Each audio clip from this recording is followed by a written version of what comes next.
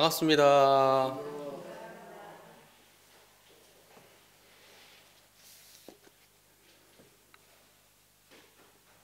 날씨가 많이 더워졌지요? 예, 막 후덥지근하지요? 날씨가 더우면 시원한 데 찾아가야 되는데, 시원한 자리가 어디예요?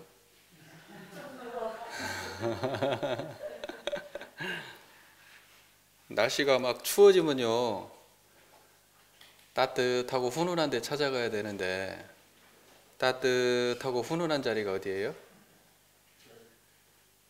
거기도 그 자리예요, 그죠? 예. 선풍기를 탁 틀잖아요, 더워서. 그 바람이 어디서 불어와서 어디로 갈까? 대종사님이 하늘을 보면서 저 구름은, 바람은 어디서 불어오는 것일까?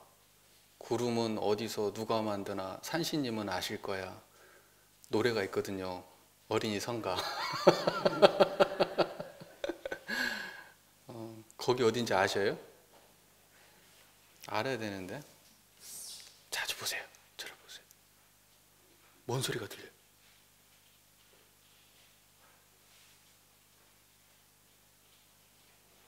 빗소리가 들려요? 빗소리만 들려요? 빗소리가 어디서 들려요? 그래요. 청정한 이 자리에서 들리네요. 그죠?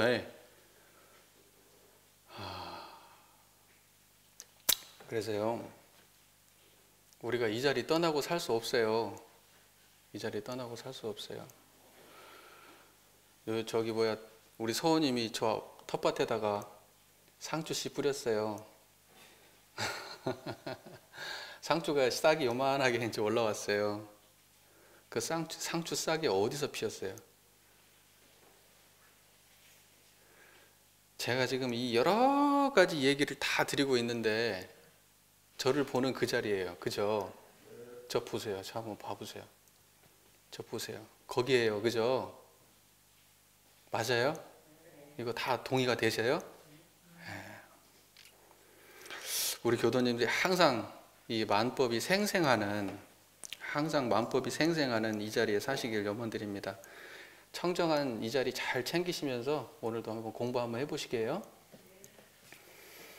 오늘 저희가 함께 공부할 법문 말씀은 법마상정급 10계문, 오늘부터 법마상정급 10계문인데 오늘은 1조부터 5조까지 함께 공부할 건데요.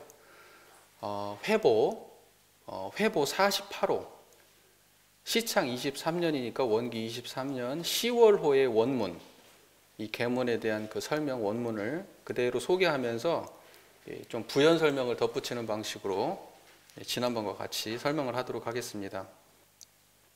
첫 번째 조목이 암한심을 내지 말며 이렇게 돼 있죠. 지금 정점 보고 계시죠? 네, 한번 같이 봉독이나 한번 해보고 시작할까요? 3. 법마상정급 10계문 1. 암한심을 내지 말며 2. 두 아내를 거느리지 말며 3.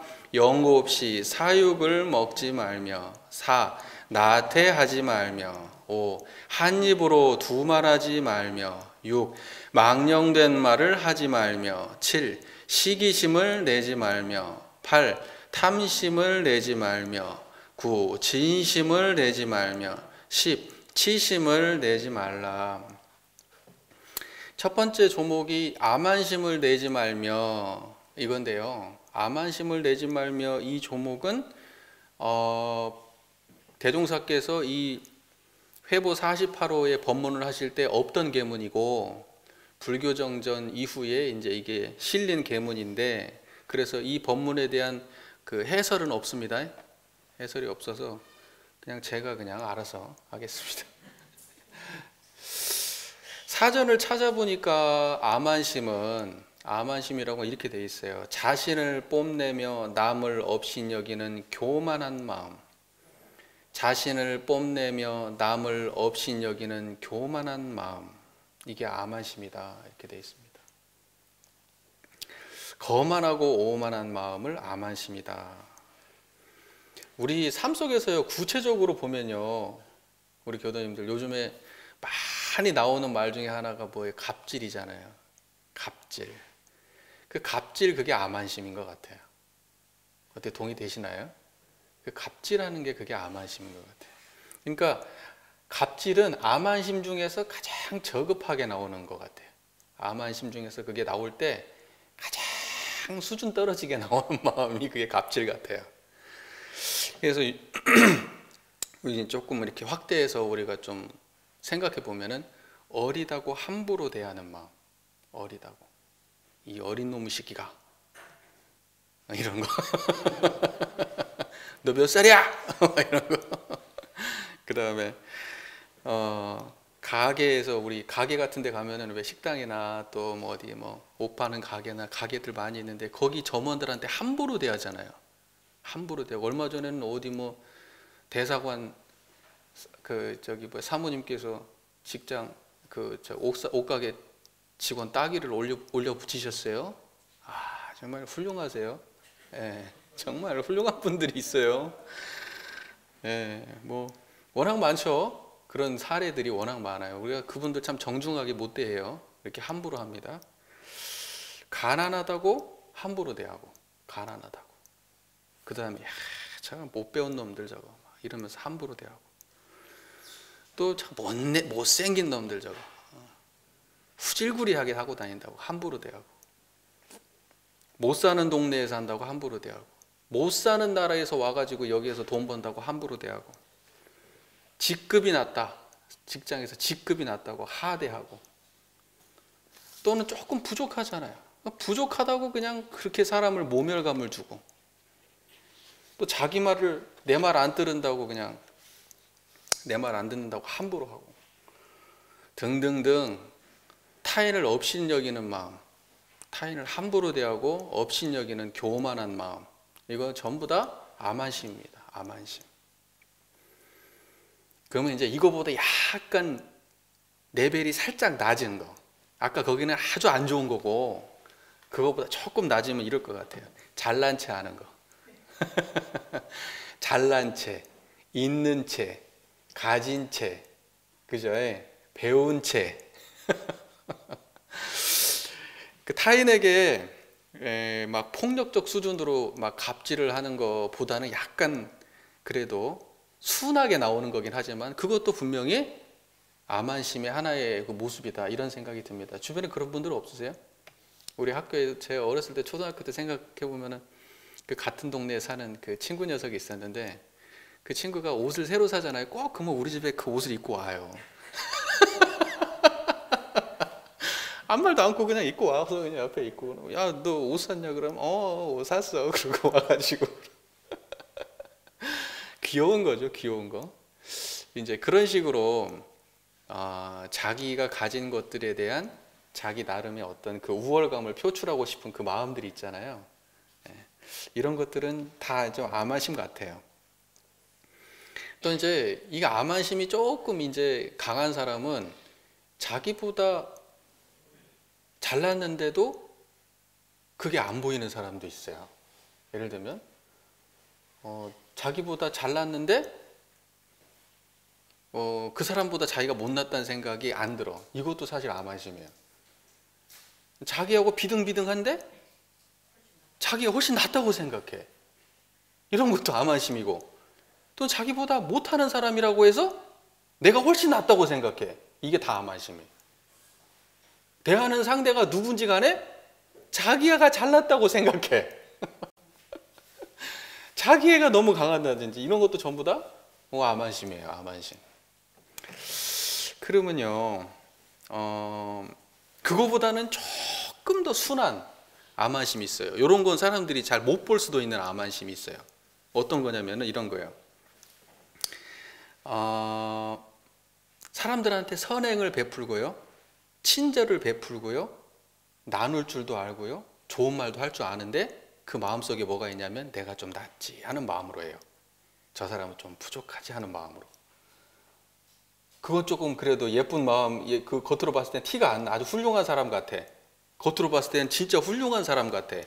야, 정말 대단한 사람 같아. 근데 마음속에 뭐가 있어요? 내가 조금 잘났지, 내가 좀 괜찮지, 그 하는 마음으로 그걸 해. 내가 조금 베풀어야지. 이런 마음으로. 그것도 암안심입니다. 그래서 제가 아주 갑질하는 아주 저급한 암안심부터, 아주 귀여운, 잘난 체 하는 귀여운 암안심부터, 잘 보이지 않는 정말로 친절을 베푸는 가운데도 들어있을 수 있는 그 암안심까지 제가 3가지 정도로 설명을 해봤습니다. 동의되세요? 동의되시나요? 법마상정급 첫 번째 계문, 그러니까 법마상정급 정도 되면은요, 이게 보여야 돼요. 이게 안 보이면 아직 법마상정급에 오실 만한 수준은 안 될 거예요. 이게 좀 보여야 돼요. 무슨 말인지 이해가 되세요? 안 보이면 지킬 수도 없고요. 그러면 뭐 어떤 사람들은 있고 어떤 사람들은 없고 이게 그러냐? 아니야. 다 있어요. 다 있어요. 다만 이게 상황에 따라서 조금씩, 대상에 따라서 조금씩, 지은 바에 따라서 조금씩 차이가 있을 뿐이지 그게 없는 사람이 어디가 있어요? 저도 있어요. 저도. 저는 이 3가지가 다 있는 것 같아요. 때로는 막 어느 순간 되면 막 뭐 예를 들면 어디 어떤 가게에 갔는데 그 사람이 불친절하게 대한다 그러면 막 뭐가 막 올라와요. 근데 그게 왜 그럴까요? 나는 손님이라는 생각? 난 대우받아야 된다는 생각? 왜 내가 굳이 그 생각을 할까? 내가 저 사람한테 저런 대우 받을 사람이 아니지 하는 생각이 있으니까 그런 거 아니겠어요? 강한 건 아니지만 그런 마음이 있단 말이에요. 누구나 다 그렇지 않을까요? 그래서 공부거리는 항상 있는 거지 나한테는 해당 안 돼 이렇게 얘기하면 안 돼요. 나한테는 해당 안 돼. 그분은 잘 모르는 거예요. 그러니까는 산속에서 공부해서는 자기가 어느 정도 수준인지 아무도 몰라요. 공부는요, 삶을 오래 살아야지 알아요. 오래 살아야 돼. 그러니까 삶의 경험이 오랫동안 굉장히 다양하고 이런 내가 경험해보지 못했던 것들을 계속해서 경험해가는 그 가운데에 내 수준을 알 수 있어요. 그냥 어느 순간에 말 좀 잘하고 그냥 짧은 순간에 잘 됐다고 공부 말 못해요. 꽤 오랫동안 두고 봐야 돼요. 그죠? 그래서 우리 교도님들이 이렇게 스스로의 마음들을 조금 면밀하게 살피는 그런 공부인이 좀 되셨으면 좋겠어요. 나는 그냥 무난하지. 내가 어디 갑질하는 사람도 아니고 잘난 체 하는 사람도 아니고 그런다고 해서 막 그런데 면밀히 살펴보면 다 있다. 다 있습니다. 아시겠죠? 이제 학마 넘어가면 이제 없겠지만은 그 전까지는 다 있습니다. 근데요, 대종사님께서 이제 이 법문을 첫 번째에 넣어놓으신 이유가 있을 것 같아요. 암안심이라는 계문을 첫 번째에 이런 생각을 해보는데 우리 종교가에서도 암안심 참 많잖아요. 근데 이제 우리 원불교뿐만이 아니라 모든 종교 간의 종교의 그 암안심이 되게 많아요. 이게 종교 성직자만을 말하는 게 아니라 종교인들이 서로가 서로를 대할 때 이런 거예요. 나는 신앙이 깊어. 나는 믿음이 좋아. 기독교에서 이런 표현 쓰대요. 믿음이 좋다고 이런 표현을 쓰더라고요. 나는 믿음이 좋아. 나는 수행이 깊어. 나는 공부를 상당히 했어. 이제 이런 마음으로 상대방을 대하는 거예요. 상대방을 대할 때. 그럼 어떤 마음이 날까요? 가르치려고 하겠죠. 꼰대짓을 할 거란 말이에요. 꼰대짓을. 그러니까 그런 게 이제 암안심일 것 같아요. 수도하는 입장에서, 신앙하는 입장에서. 그러면 그걸 조금 반대로 보면 누군가가 나에게 정당하게 순수한 마음으로 충고를 한다고 해도 받는 사람 입장에서요, 암안심이 있는 사람은 어때요? 튕겨내요. 불쾌해요. 그러면 그 사람도 면밀히 따져보면 암안심이 있는 사람이에요. 암안심이 있는 사람. 암안심이 없으면요, 누군가가 나에게 충고를 해. 근데 나하고는 해당이 없어. 내가 아무리 살펴봐도 나하고 해당이 없는 얘기를 해도 그 말을 귀담아 들어요. 그래야 그 사람이 암안심 없는 사람이에요. 니나 잘하지. 이런 마음 나오면 그것도 암안심의 하나의 모습이지 않을까. 저는 그런 생각을 해봅니다. 그래서 대종사께서 암안심을 내지 말매의 계문을 법마상정급 첫 번째 조항에 주신 이유는 공부의 단계가 어느 정도 자신할 만한 법마상정급 단계에 오른 수행자가 자기의 신앙과 수행에 자만함을 가지지 마라 라는 의미로 첫 번째 넣어놓지 않았을까 이런 생각이 들어요. 왜냐하면 그 마음을 갖는 순간 공부가 끝나거든요. 끝나요. 암안심 있는 사람들은 공부가 그 이상 없어요. 절대 안 돼. 그러니까 항상 겸손해야 되겠죠. 자기 부족함을 돌아볼 줄 알고. 그런 분들은 공부가 나를 기약하고 성장합니다. 나를 기약하고. 그래서 제가 항상 그 공부하시는 분들한테 말 많이 하는데 겸손해야 된다. 겸손해야 된다. 이런 말 많이 하거든요. 그러니까 형식적 겸손이 아니라 내 마음에서 나는 잘났어. 나는 많이 알아. 나는 이만하면 됐어. 이런 마음이 없어야 돼. 나는 항상 부족하고 더 배워야 되고 아직 모르는 게 많고 내가 모르는 나의 모습을 확신하지 마십시오. 경계 안 돼보고는 누구도 자신 못해요. 그러니까 그런 겸손함이 필요하다는 생각을 해봐요.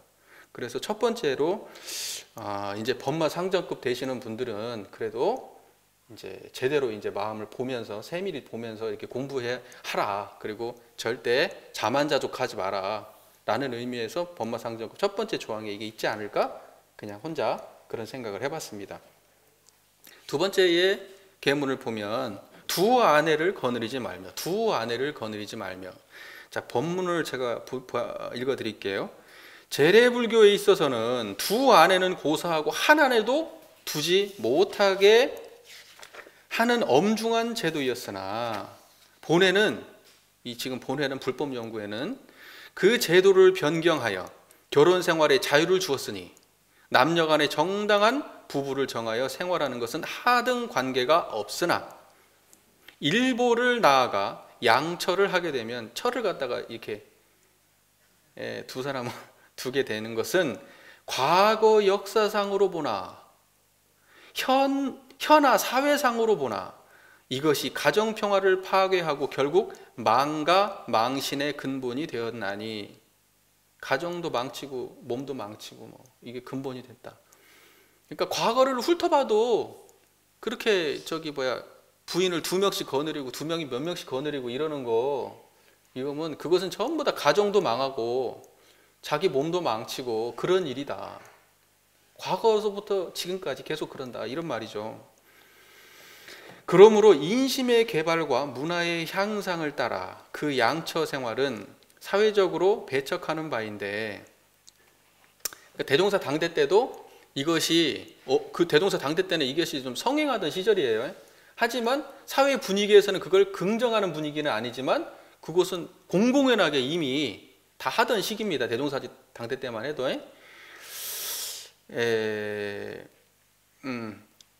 하물며 수도인으로서 양처 생활을 한다고 해서야 어찌 그 본의에 어그러지는 바가 있으랴. 수도인은 절대 안 된다는 얘기죠.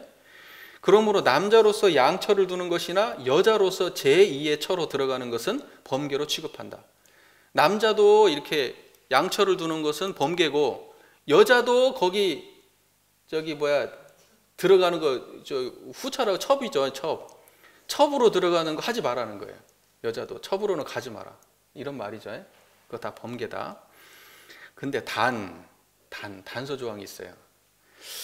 남녀를 물러나고 본 회원이 되기 전에나 그러니까는 이제 원불교에 입교하기 전에 했던 거 이미 그렇게 사건이 벌어지고 난 다음에 또는 회원이 된 후에라도 이 계문을 받기 전에 하였거나 그러니까 내가 보통급 특신급일 때 내가 그렇게 했어. 보통급 특신급일 때 했어. 무슨 말인지 아시겠죠? 법마 생정급 받기 전이야. 이 말이에요. 그때는 뭐예요? 범죄로 간주하지 않는다 이 말이에요. 그러니까 이 계문을 받기 전에 했던 것은 범죄가 아니다. 또는 불법 연구에 들어왔다고 하더라도 이 계문을 안 받아서 보통급 특신급 때 했던 것까지 범죄로 하진 않는다. 무슨 말인지 이해가 되시죠? 그 말이에요. 또는 남자로서 저 배우자가 난치의 질병이나 남자인데 저 배우자 부인분이 난치의 질병이나 기타 부득이한 사고로 인하여 그 살림을 유지하며 생활을 하여 갈 수가 없는 경우에 당하여 해당 지방 동지의 양해와 교무의 승인이 있을 시 양처를 하게 되는 것과 그러니까 뭐냐면 부인이 안 좋아. 그러면 양처를 사람들의 의견을 구해서 양처를 할 수 있다 그래요. 왜냐하면 이 계문은 그때 시대를 못 벗어난 한계가 있는 거예요. 그때 시대 상황에서. 무슨 말인지 이해되시죠? 그러니까 지금의 관점으로 이걸 읽으면 대종사님 웃기네. 이렇게 얘기해요. 대종사님 어이없네. 이렇게 생각할 수 있어요. 이게 뭔 소리야 이게. 자기 부인이 아프면 얻어도 된다고? 이거 아니에요. 그때 당시 시대에 상황을 말하는 거예요. 지금 대종사님이 이럴 리가 없죠. 무슨 말인지 아시겠죠? 그러니까 당시의 상황으로 보면 이 양처를 두 아내를 거느리지 말며 자체가 사회적으로는 상당히 진보적인 생각이었던 거예요. 진보적인 생각이에요. 그걸 전면에 내세우고 그거 하면 안 돼라고 딱 대종사께서 선을 그었을 때는 양처는 아무나 거드립니까? 다 아시겠지만 양처는 그러니까 뭐냐면 그 첩을 두고 한다는 것은 어때요? 자기가 괜찮다는 거예요. 사는 게 어느 정도 그게 감당이 되지 않으면 그거 못하는 거잖아요. 그쵸? 있는 집이어야지 그게 가능한 거예요. 그러니까 대종사께서 이걸 전면에 내걸 때는 어때요? 교화적으로 손실을 감내고 하는 거예요. 생각해 보세요. 예? 지금 같으면 돈 많은 사람들에 대해서 태클 거는 거예요. 일반적으로 돈 많은 사람들이 많이 하는 짓에 대해서 당대에는 태클을 걸었던 일이에요. 이게 지금 우리가 하는 것보다 훨씬 더 진보적인 태도예요, 사실. 그러나 단서 조항을 달아가지고 어느 정도 좀 합의를 보시는 거죠. 합의를. 이해가 되시죠? 그런 의도로 봐야지. 대종사님 이거 뭐 하는 거예요, 이거? 말도 안 되는 이 양반 이거. 이렇게 생각하면 곤란해요. 그때 시대로 읽어야 됩니다. 자, 보세요. 그 다음에 또는 남녀 간의 저 배우자가 사망하였거나 사별한 거예요. 그 다음에 부득이한 사정으로 이혼을 한 후에 결혼하는 것도 범계로 간주치 않는다. 그러니까 사별해가지고 이제 처를 얻었어, 재혼했어, 또는 이혼한 이후에 재혼됐어. 이건 범계 아니라는 거예요. 그러니까는 대종사님 입장에서는 어때요? 재혼이나 뭐 이런 거 가지고 이혼하고 재혼하고 하는 거 가지고 우리 원불교에서는 그것을 안 좋게 생각하지 않아요. 뭐 그거 가지고 뭐 이렇게 시비고 뭐 나쁜 거다 이런 말 하면은 안 돼요. 원불교에서는. 무슨 말인지 아시겠죠? 또는 재혼 가정에 대해서 색안경을 끼고 바라봐서도 안 돼요. 또는 이혼하는 상황에 대해서도 함부로 말해도 안 돼요. 무슨 말인지 아시겠죠? 그게 우리 계문의 입장입니다. 그러니까 그 대종사님 당대의 그 처첩을 두는 것이 있는 사람들은 그런 것들을 그렇게 쉽게 아무렇지도 않게 그거 하던 그 시대에 대종사께서는 사실은 굉장히 진보적 계문이었다는 걸 우리가 명심해야 된다라는 말씀을 제가 드리고 싶은 거예요. 오해하지 말라고요. 자, 보세요. 우리 뭐 아시는 분은 아시겠지만 우리 교단에서도 사실은 그 대종사님의 그 애제자들이라고 제가 표현했어요. 애제자들 중에서 이름만 대면 다 아시는 분들 다 그 첩으로 계셨던 분들이 있어요. 첩으로 계셨던 분들. 이제 근데 그분들이 교단에 대종사님 만나고 난 이후에 굉장히 그 자기 삶을 열정을 불태우고 사십니다. 왜 그랬냐면 그게 얼마나 자기 삶이 곧 떨어질 이파리처럼, 곧 떨어질 꽃잎처럼 위태위태한 삶을 살았던 분들이에요. 물론 물질적으로는 아무 문제 없고 괜찮았지만 그 삶이 굉장히 불행했던 삶인데 대종사님 만나고 난 다음에 완전히 귀의해서 정말로 열정적으로 삶을 그렇게 사셨던 그런 선진들이 있어요. 그렇기 때문에 대종사님 당대 때는 이런 게 상당히 흔했던 일입니다. 자, 그래서 또 이렇게 중요한 것이 이 계문 받기 전의 것은 얘기하지 않는다는 거예요. 이거 중요한 얘기입니다. 자, 지금 우리나라에서 놓고 본다면, 지금 우리나라의 상황에서 본다면 이 계문이 지금 있어야 될까? 라는 생각이 들 수도 있어요. 우리나라는 지금 일부 다처제 국가가 아니고 일부 일처제 국가입니다. 처를 2명 둘 수 없어요. 근데 이걸 갖다가 우리가 의미 없는 계문이라고 치부하기 전에 우리가 조금 이걸 치부하지 말고 지금의 상황을 놓고 우리가 조금 확대해서 이걸 적용해 볼 수는 있을 것 같아요. 근데 우리가 상황을 놓고 뭐 이런 거잖아요. 바람 피우잖아요, 남자들. 2집 살림 하는 사람도 있어요, 없어요? 있습니다. 많이 있어요. 그걸 보고 뭐라 그러냐? 세컨드라 그러죠. 세컨드가 이제 첩을 약간 좀 비하해서 말하는 거죠. 세컨드. 그러면서 이렇게 얘기하죠.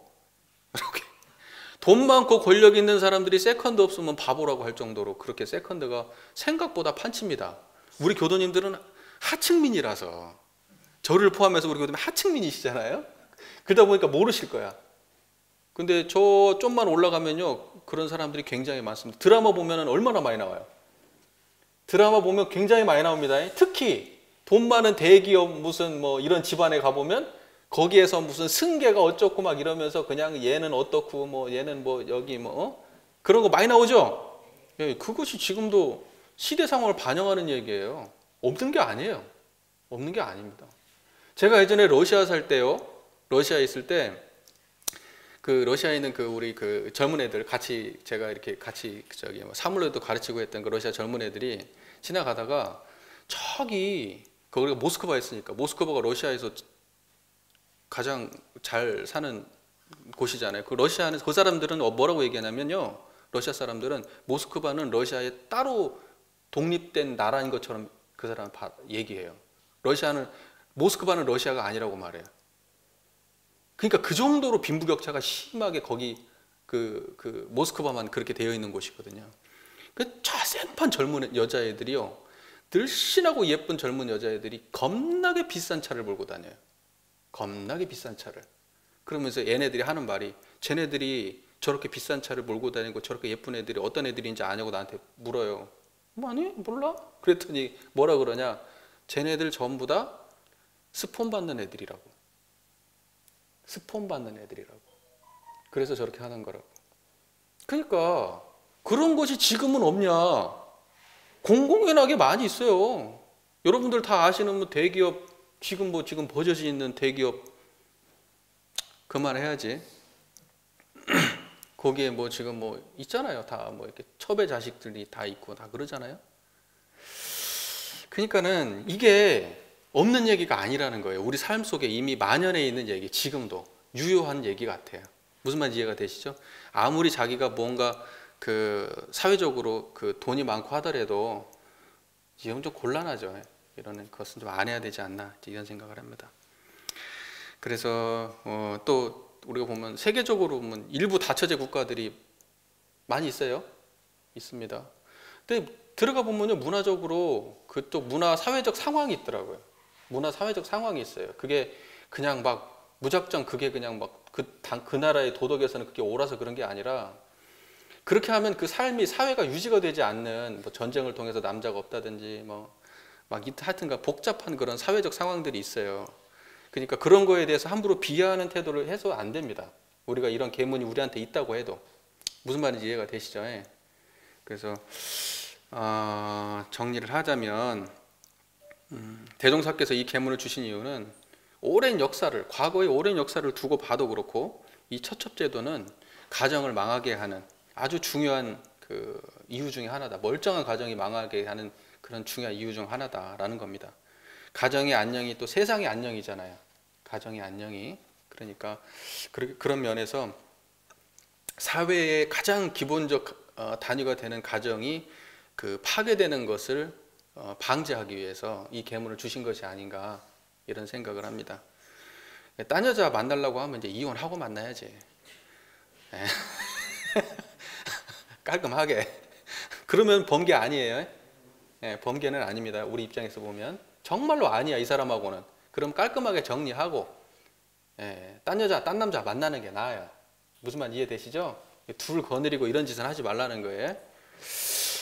자, 그 다음에 세 번째, 연고 없이 사육을 먹지 말며, 연고 없이 사육을 먹지 말며, 이게 이제 그 전에는 특신급에 있던 본문이더라고요.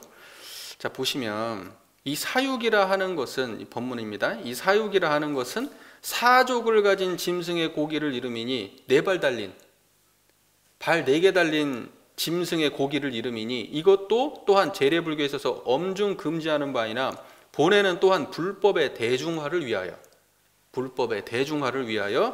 이에 연고 2자를 더하였나니 아래와 같은 연고에는 범계로 간주치 않는다. 연고는 불법의 대중화를 위해서 대종사께서 넣으신 겁니다.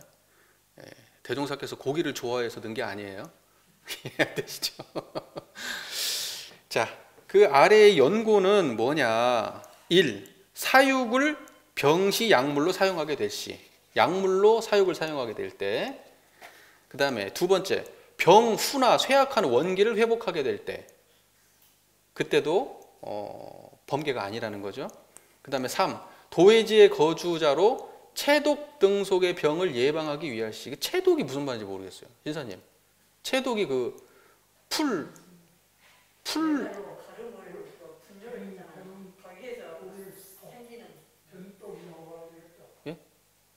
아니 이게 아니라 이게 먹어서 풀을 많이 먹어가지고 모르겠어요. 채독이 뭔지. 그 채가 이제 풀을 말하는 건데 채소를 말하는 건데.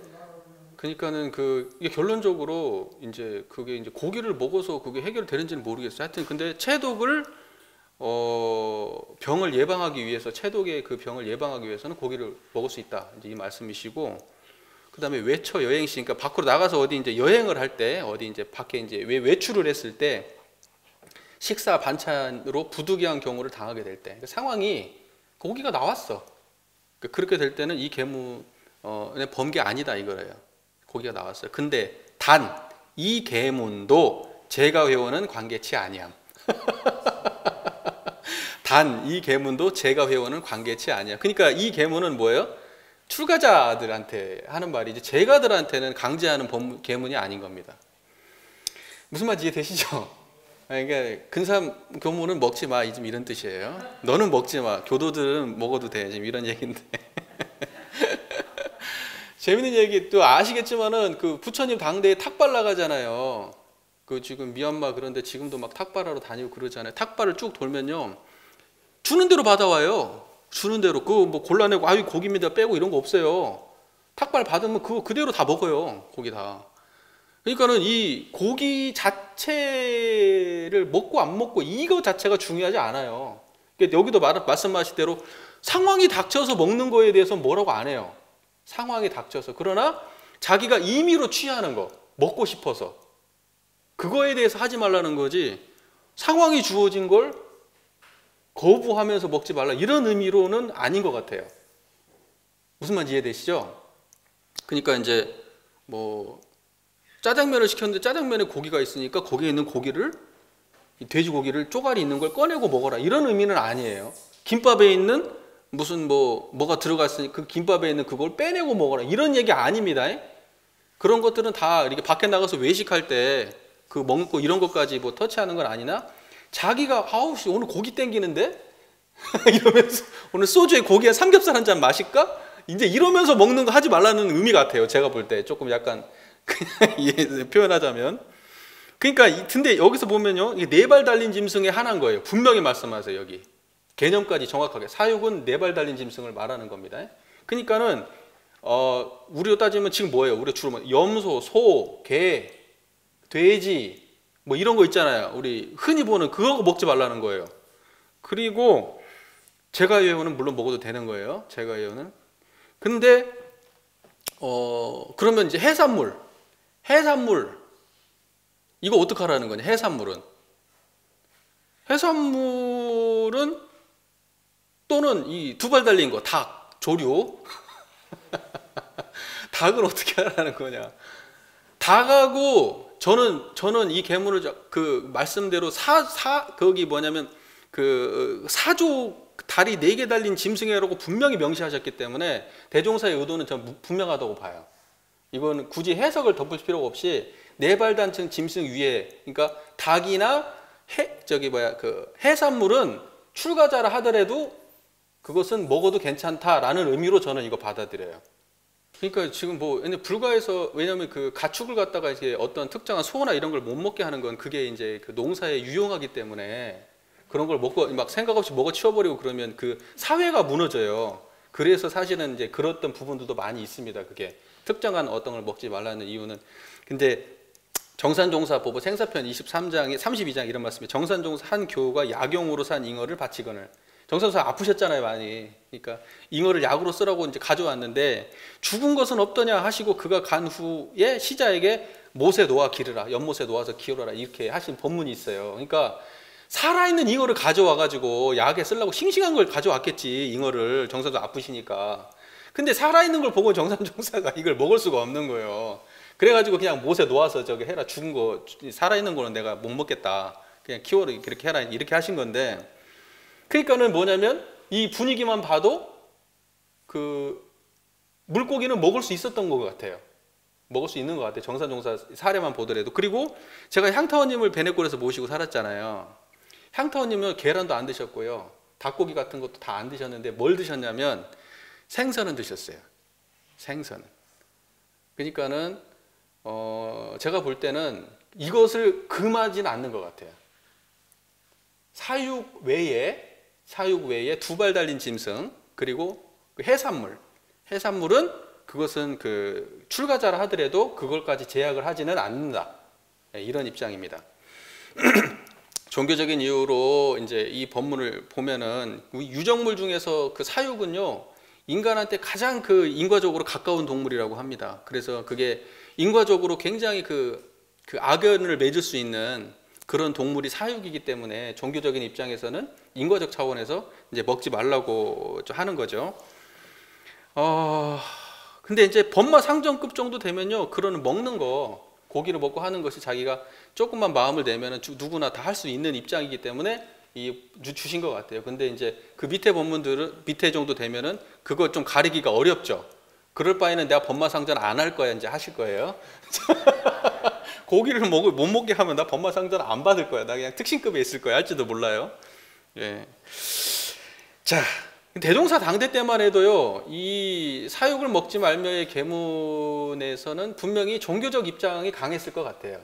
종교적 입장, 어떤 사회적 입장은 아니었을 것 같다는 생각이 저는 하고. 근데 요즘은 어떤가 보면요, 요즘은요, 사실은 사회적으로 상당히 이 육식 문제가 심각하게 대두되고 있습니다. 심각합니다.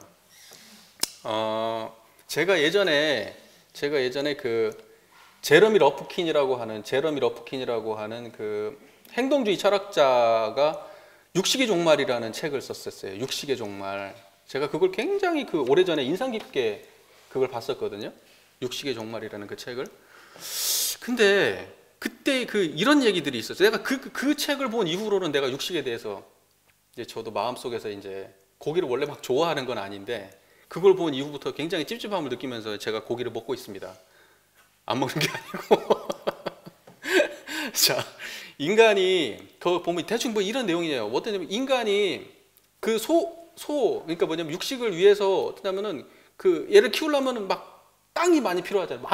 사람들이 워낙 많이 먹으니까 조금 하고 하는 건 상관이 없어요. 이 육식 문화를 놓고 얘기하는 거예요. 엄청나게 많이 필요하잖아요. 그러니까 벌목을 해요. 나무를 잘라내고. 왜냐면 소를 막 방목해서 키워야 되니까. 그러면 얘네들을 또 먹여야 되잖아요. 먹여야 되니까 그 유전자 조작 풀, 그걸 거기서 유전자를 조작한 풀, 그걸 보고 이제 슈퍼 플랜이라고 하는지, 하여튼 그래가지고 풀을 갖다가 유전자 조작해가지고 겁나게 잘 자라, 겁나 크고 이런 풀을 갖다가 이제 그 방목지에다가 이제 하는 거예요. 그 유전자 조작된 풀을 먹고, 그 다음에 얘네들이 이 똥오줌을 어마어마하게 싸댈 거 아니에요. 그 넓은 땅에다가 똥오줌을. 그러니까는 땅이 오염돼요.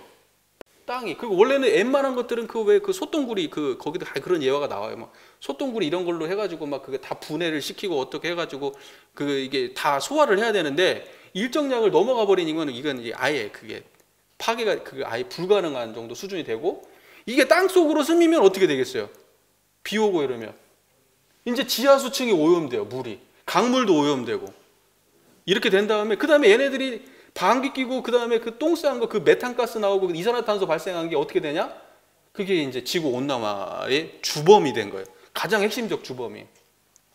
그리고 그것을 갖다가 그 해무로 만들고 뭐 해가지고 인간들이 엄청나게 많이 섭취하면서 성인병, 각종 성인병 이런 것들이 굉장히 많이 발생하게 되고, 뭐 하여튼 그 다음에 그 소를 갖다가 어마어마하게 키우는데 거기에 들어가는 얘네들 먹이기 위한 그 어마어마한 그 곡식 같은 거 있잖아요.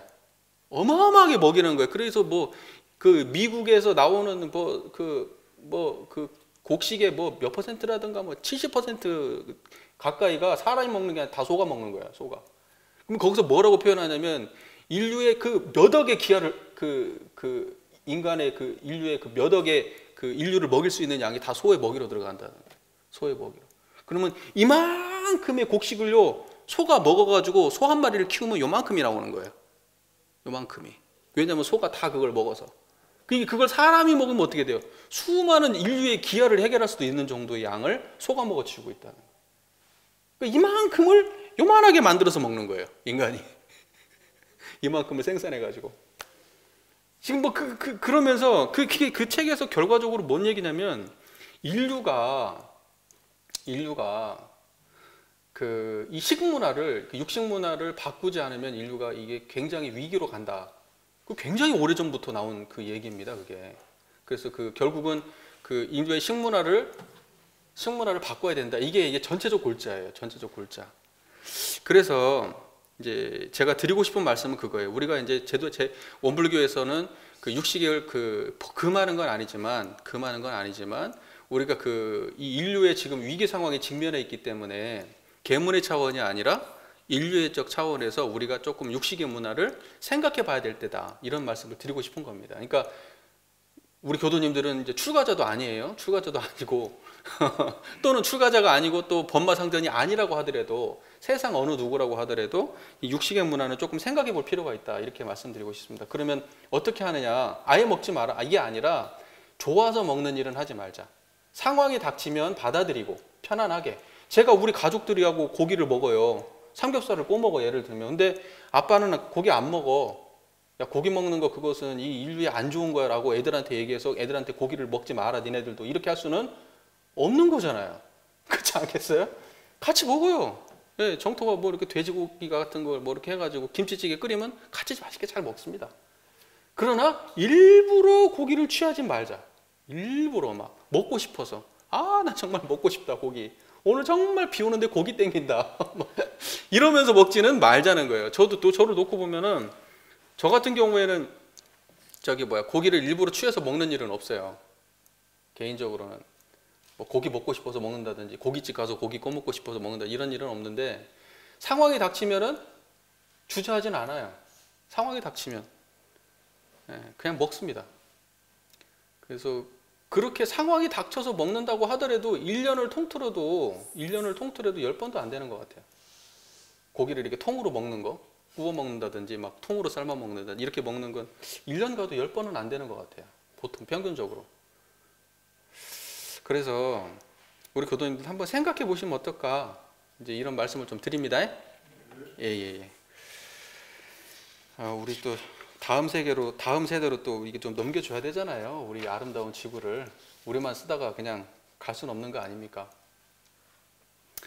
자, 그 다음에 네 번째, 나태하지 말며 나태라 하는 것은 무슨 일을 물론 하고 즉시 실행하여야 할 일을 하기 싫은 마음에 끌려 뒤로 미루거나 주저주저 하는 걸 이름이니 이것은 일을 성공하여 가는데 큰 방해물이 되는 것이다. 그러므로 대소사를 물론하고 이와 같은 마음이 나서 그 일을 하지 못하게 될 때는 곧 범계로 간주한다. 제가요, 저를 놓고 볼 때 이 계문이 저한테 가장 큰 장벽입니다. 제가 만약에 법강 항마위로 올라가지 못한다고 하면 저는 이 계문 때문에 못 올라갈 것 같아요. 다른 건 그나마 괜찮은데. 우리 교도님들 좀 어떠세요? 괜찮으신가요? 저 교무가요. 교무의 생활이라는 게 사실 이렇게 우리 교당이 막 그렇게 큰 교당은 아니잖아요. 그러면은 일이 막 엄청 많고 그런 게 아니에요. 자기가 일 안 만들면 일 없어요, 진짜로. 한가합니다. 예. 근데요, 그렇게 인생을 살 수는 없는 거 아니에요, 그죠? 그러면요, 저는 이제 생각해 봐요. 제 스스로가. 책도 좀 읽어야 될 책이 이렇게 있고, 그 다음에 또 연마해야 될 법문도 있고, 설교도 좀 미리미리 써야 되고, 그 다음에 또 어때요? 회계 같은 거 얼마 돈 되지도 않지만 그 회계도 좀 미리미리 좀 처리도 하고, 또 교당에 어디 좀 안 좋은 거 있으면 좀 고치고, 뭐 좀 그렇잖아요. 또 요즘에는 제가 영상 작업을 이렇게 해가지고 유튜브에 영상을 올리고 있는데 그것도 좀 미리미리 좀 하고 좀 그러면 좋은데요. 꼭 미룹니다. 미뤄요. 미리미리 안 돼요. 닥쳐야 돼. 아유, 그래서 근다고 해서 하루를 제가 일주일 사는 걸 저 자신을 놓고 보면 놀고 사냐? 아니에요. 나름대로 정말 고군분투하면서 하루를 살거든요. 고군분투하면서 살아. 근데 꼭 해야 될 일을 뒤로 미루더라고. 중요하지 않으니까 다음에 하자고 미뤄놔. 그럼 나중에 또 까먹어요, 그걸 또. 미뤄놨다 까먹어. 또 이건 정말 중요한 일이다 그러면 손에 안 잡혀요. 중요한 일은. 왜? 실수할까 봐. 그 마음속에 제가 약간 좀 그게 있거든요. 좀 완벽주의 같은 게 좀 있어요. 그래갖고 무슨 설교 쓰거나 무슨 뭐 글을 쓰잖아요. 뭐 기도문을 쓰려고 하면요. 앉아가지고요. 뜸을 얼마나 들이는지 몰라요. 시작이 안 돼. 시작이. 물론 이제 한번 딱 시작이 닥쳤어. 이제 바로 이제 얼마 안 있으면 해야 돼. 그러면 이제 고민하는 거 내려놓고 그냥 써요, 일단은. 근데 그전에는요, 이렇게 해야 되나, 이렇게 해야 되나, 이렇게 해야 되나, 어떤 게 좋은가 계속 이러다가 시간만 끌다가 어쩔 수 없으니까 정리하는 거예요, 이제 그때는. 제가 약간 좀 이게 병적으로 좀 그게 있는 것 같아요. 병적이에요, 약간. 그러니까 인생 사는 게 좀 어렵습니다. 제가 보기 되게 편해 보이지 않나요? 살도 좀 포동포동 쪘었고 제가 혼자요, 방 안에서요, 혼자 고군분투하고 있어요, 진짜. 너 알아주는지 안 알아주는지 진짜. 아유, 평생을 이러고 살아야 될 것 같아. 아유, 그래서 그 우리가 일을 미룰 핑계를 대자면요, 수십 가지, 수백 가지 됩니다, 솔직히. 당장 처리해야 될 일 하나 안 하는 것도 핑계 대자면 마음속에서 얼마나 많은 핑계를 댈 수 있습니까? 나름대로는 다 정당해 보여요. 하지만 핑계는 핑계예요. 핑계는 핑계입니다. 미루면 그냥 다 범계입니다. 미루면. 연고가 뭔 필요가 있어요? 해야 될 일 안 하면 그냥 다 범계입니다, 범계. 이제 법마상정급을 공부하는 수도인이라면 이렇게 핑계 대지 말고 자신을 진솔하게 보고 청정한 자리에 의지해서, 하기 싫어서 귀찮은 마음도 청정한 자리에 내려놓고, 걱정돼 그런 마음도 내려놓고, 핑계대고 싶은 마음 그 마음도 내려놓고, 그래가지고요, 해야 될 일을 바로 그 자리에서 처리하는 그런 그 공부인이 돼야 되겠다, 이런 생각을 합니다. 그래도 이게 법마상정급에 있다는 것은 이게 상당히 지키기가 쉽지 않은 법문이기 때문에, 계문이기 때문에 이게 법마상전에 있다, 이런 생각이 듭니다. 어떠세요? 그러지 않나요? 그렇죠? 네. 뭐 시간이 좀 어느 정도 지났습니다. 원래 이제 5조까지 하려고 했는데 오늘 4조까지만 좀 해야 될 것 같아요.